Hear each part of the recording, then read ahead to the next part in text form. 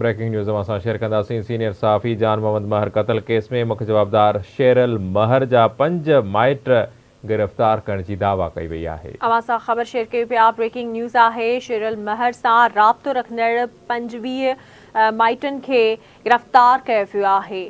अवां सां ख़बर शेयर कयूं पिया। अहम ख़बर आहे। शेरल महर सां राब्तो रखंदड़ 5 वेझनि माइटनि खे गिरफ़्तार कयो वियो आहे। ब्रेकिंग न्यूज़ आहे। अवां सां ख़बर शेयर कयूं पिया। SSP इरफान समू जो चवण आहे त शहीद जान मोहम्मद जे कातिलनि जी ॻोल्हा कई थी वञे। शहीद जान मोहम्मद क़त्ल केस में मुख्य जवाबदार शेरल महर जा 5 माइट गिरफ़्तार करण जी दावा कई वई आहे। एक दफ़ा ॿीहर अवां खे ॿुधायूं, शेरल महर सां राब्तो रखंदड़ 5 वेझनि माइटनि खे गिरफ़्तार कयो आहे। ब्रेकिंग न्यूज़ अवां सां शेयर कयूं पिया। सखर मां मुख्य जवाबदार शेरल महर जा 5 माइट गिरफ़्तार कया विया आहिनि। शेरल महर सां राब्तो रखंदड़ 5 वेझनि माइटनि खे गिरफ़्तार कयो वियो आहे। SSP सखर इरफान समू जो चवण आहे त शहीद जान मोहम्मद महर जे कातिलनि जी ॻोल्हा जारी आहे।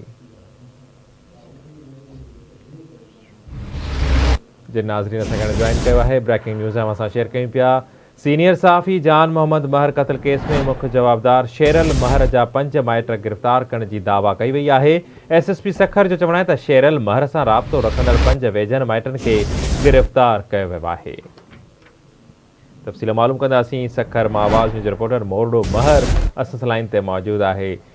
जी मोरडा, रिवायती तौर ते वेझनि ऐं परे वारनि माइटनि खे गिरफ़्तार कयो पियो वञे, पर हिन वक़्त ताईं मुख्य जवाबदार आजा बणियल आहिनि, छा तफ़सील आहिनि? जी बिल्कुल अली रज़ा, शहीद सहाफ़ी जान मोहम्मद महर जा जेके मुख्य कातिल आहिनि शेरल महर, जुमो महर ऐं ॿिया जेके जवाबदार आहिनि उहे बिल्कुलु हेल ताईं जेको हिन महिल ताईं गिरफ़्तार न आहिनि थी सघिया।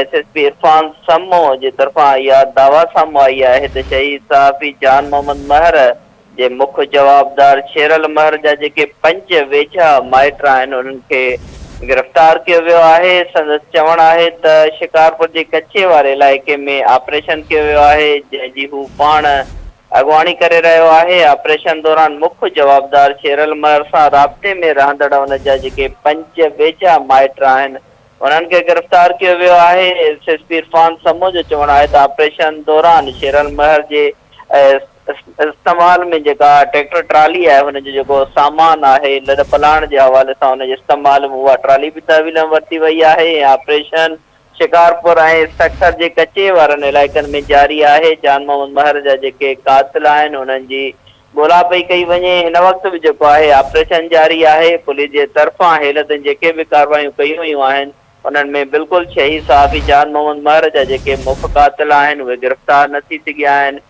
उन जा जेके कातिलनि जा वेझा माइट आहिनि या पनाह ॾींदड़ सहूलियतकार गिरफ़्तार थिया। खानापूरी करे रही आहे, छाकाणि त जेको जवाबदार आहे, मुख्य जवाबदार आहे शेरल महर, या जेके घुर्बल FIR में जेके नामज़द थियल आहिनि उहे छा एतिरा बाअसर आहिनि जो पुलिस सखर पुलिस उन्हनि जे ॾाढो बेवस बणियल आहे? ऐं हीअ रिवायती तौर ते जीअं आम तौर ते ॾिठो वेंदो आहे मुख़्तलिफ़ वाक़िअनि में त जॾहिं उहे मुख्य जवाबदार गिरफ़्तार न थींदा आहिनि त उन्हनि जे घर भातियुनि खे, ओड़े पाड़े जे माण्हुनि खे, वेझनि माइटनि खे गिरफ़्तार करे खानापूरी कई वेंदी आहे। छा हिन केस में बि ईअं कयो पियो वञे?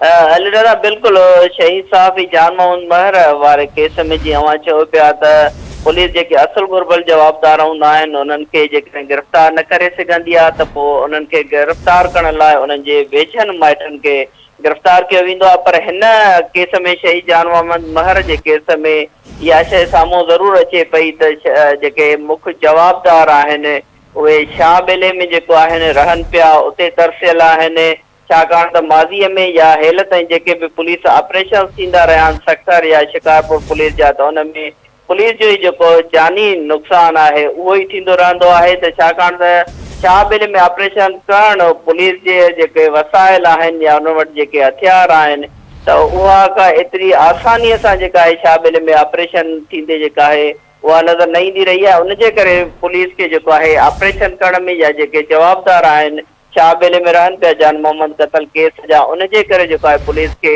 हिन वाक़े में या केस में गिरफ़्तारी करण में ॾुखियाइयूं ज़रूरु साम्हूं अचनि पियूं। जी महिरबानी अवां जी।